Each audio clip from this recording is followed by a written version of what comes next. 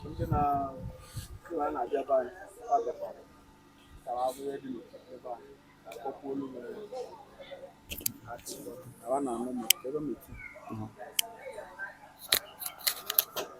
so na ha na-anụ maka eze agụwe ebe enili na-anụ maka obu gad na-anụkwa maka agụleri na-anụkwu maka mgbe ezọra so ọnya ka ha ji bịa so ka ha bịa ka ha banye ka ha bụ ka osisi ahụ ji pu so ndị wa bụ ndị ichie ya bụ chief priest n'okirikiri ya na-abụ maka agụwe n'ebu so ya emelebe ọjị ọkwa metizi anyị banye obodo osi mee coverage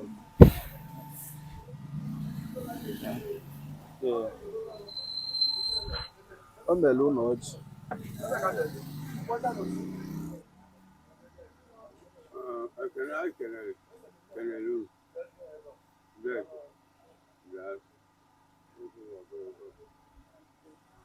anyị agbasi akpụkpọ anyị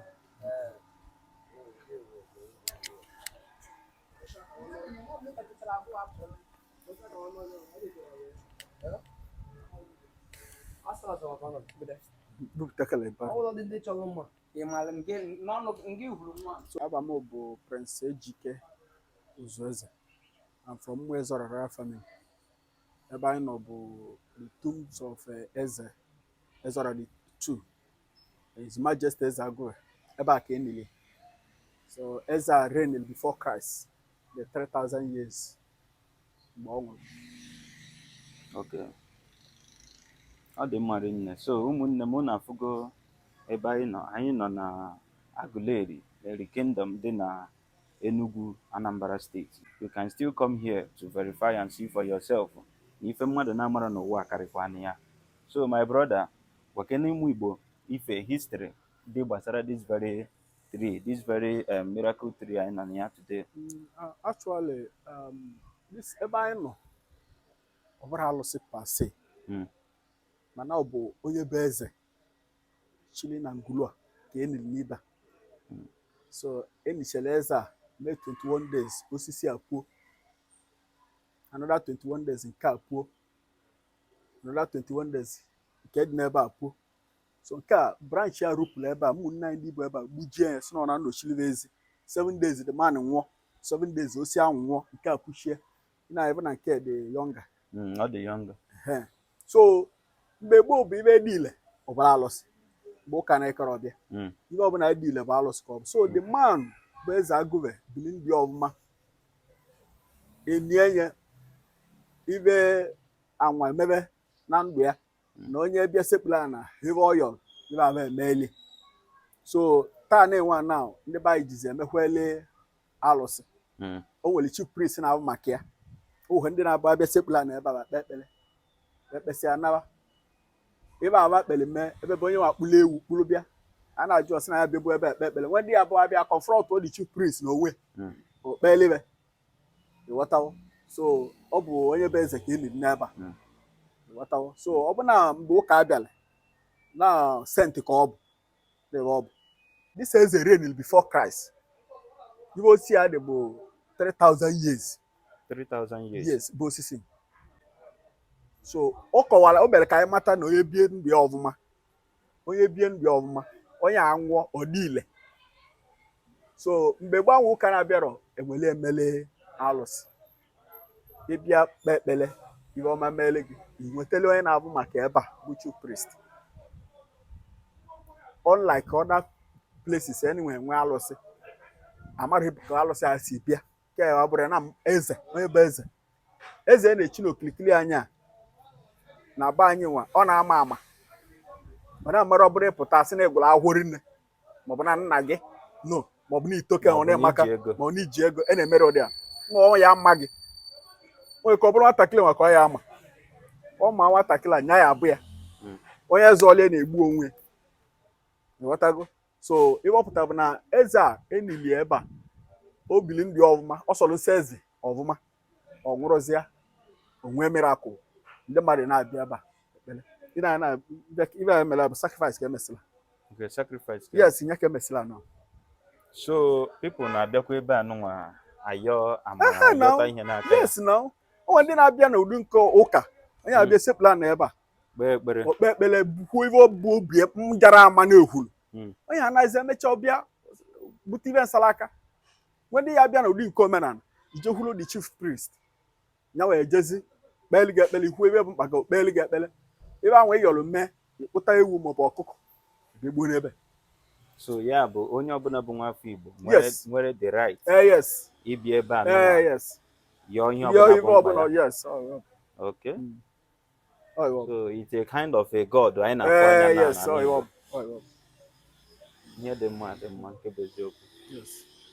Ihe dị mma. So ị na osi a nwere ugbo na n'ugbo isi ebe a leba gị na ibu o nwere ugbo wee luo n'isi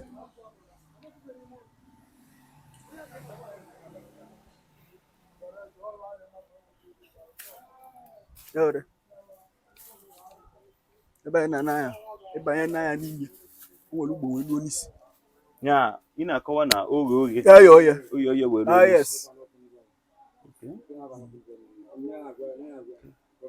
So it's all there about 3,000 years. Bụ osisi a oye ọ dị Oh. even 1995 ndị Israel Judaism ndị Sephardic Federation King Solomon the Sephardic Federation 1995 abịala research n'obodo a to confirm na Aguleri bụ isi Igbo na Aguleri ka eri gbara ọkpa na Aguleri ka enile eri abụ the progenitor of Igbo race. Ọba mechetes kwuo na osisi a the 3,000 years after before Christ and the eze echili na Igbo niile ọ bụ Igbo niile na-echiri eze Igbo niile na-echiri eze n'obo oyibo ọbịa enwee warrant chief ya ka eji nweche igwe mgbe mbọ were ebe igwe na ya na-akpọ ọba eze even ekwukwu Igbo Bible na ya na-ekwu bụ eze Solomon na-ekwuru igwe Solomon so is a borrowed word. Eziokwu. Ịma na asị ihe onye na-ama akarịrị ya ọkwa na ya ka anyị ji si ka anyị bịa fụ n'onwe anyị ụmụafọ Igbo ndị na-amakwanụ na ihe dị otu a dị n'ala Igbo ụkwana ya bụ ife wee marụ na enwe ebe anyị bụ Igbo si wee bido enwe ebe anyị si wee bido na ya adara n'elu na-agbakwa onye ọbụla na-ekiri this very video ọ gbakwa mbọ fụ na ọ share ya ka ndị na-enwere idea nwekwa idea na ihe dị otu a dị n'ala Igbo and onye ọbụla dị entitled to come and see this thing for him or herself. Yes. Mgbe Nnamdi Kanu si Kuje prison pụta nke izizi ebe a ka eze ebe ekpele olutela kpechere n'obu gadi bịa ebe ekpekwuo ne so many people na-abịa ebe a ndị African American na-abịa ebe a ọ bụ a holy place.